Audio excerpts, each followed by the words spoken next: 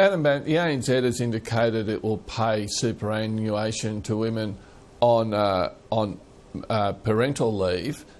Should other companies be following suit? Yes, and the government should as well. There's a problem in Australia. We know that women are reaching the end of their working life and finding themselves with superannuation balances that are, on average, about half of what men have. And we're talking about serious sums of money. You're talking about close to 100,000 compared to having close to 200,000 if you're a man. And the average superannuation balances, if you took a snapshot now of everyone across the country, is about the same. And what we also know is that women are living about 3 to 4 years longer. And so at the moment, we're expecting women who reach the end of their working life to do more with less. And if you are a woman at the end of your working life and a couple of significant things have happened to you, for example, you've had a divorce or lost a partner, people are really only 1 or 2 steps away from poverty. And one of the fastest growing groups of homeless people in this country is older women. So something's wrong. We're letting too many women fall through the cracks, and it's time to have a bit of a review to fix it. And what the ANZ has done and what we hope other companies across the country will do will go some small way to remedying that gender gap. So government employees already get fairly generous parental leave provisions by comparison, at least, to private enterprise, but you're saying that those government employees accessing, say, unpaid parental leave, extended parental leave, should also have their super paid, so the government acts as a model?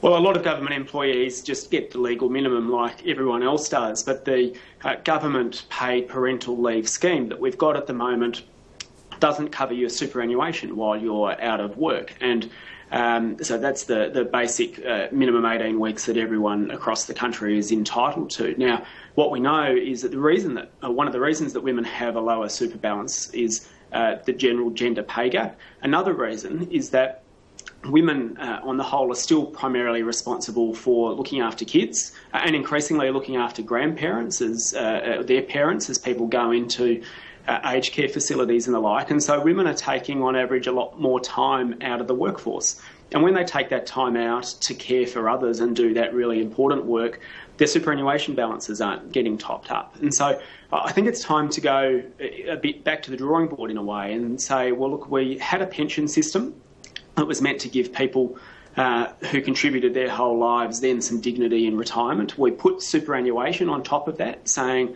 that this will supplement it so that people will be able to have a more comfortable retirement. Even with both of those, there's now a huge proportion of the population who are falling through the gap. So this is why we're calling for a Senate inquiry, because it's probably time to go back to the drawing board and say, is our retirement income system properly working for people? Because if women aren't getting enough money and are being forced to couch surf or find themselves in near poverty or homelessness as they reach the end of their working life, then we're not doing it right. Now, the ANZ is acting ahead of the pack, I guess, on this. They're doing it on a voluntary basis. But do you see any room, the possibility for compulsion here, that there should be legislation saying that private companies and the government for that matter, or at least large companies, should do this, continue to pay the compulsory superannuation component while people are on unpaid or government funded leave? Well, I think we should be open to that, and if we had, if the Senate agrees with the Greens' push for a review into retirement incomes for women, then that should be one of the options that's on the table. There's probably a middle step as well, which is to back our proposal that would make it legal across the board for every company to do what the ANZ has done and pay more superannuation to their women. There's conflicting advice at the moment about whether you need to get an exemption from federal discrimination legislation to have differential superannuation rates. The Human Rights Commission and the Sex Discrimination Commissioner says, no, you don't. The super funds say, well, we're not so sure. We don't want to be the first one that gets sued by someone who says we're doing the wrong thing. So our bill says, well, let's give the green light to every company that wants to do it, and hopefully that might bring about a bit of culture change. But we might need to look at some of those more systemic, mandated across-the-board solutions as well.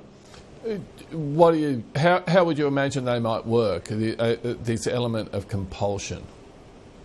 I think one of the things we need to do is go back and look at the level of the pension and the retirement retirement income system as a whole. The pension interacts with superannuation, and I think there's a question as to whether who should bear the primary costs for making sure women are looked after when they reach the end of their working life. Should we say the primary burden is on super and employers, in which case maybe we do need to look at asking employers to pay more, or should we have a review of the overall level of the pension? And should it be the public that says, well, women are doing work that's important for the whole community, important for their families and important for their kids, and important for the country, and we should find some way of recognising that they might have less super and therefore will top it up from the public purse. I think all of those things need to be on the table.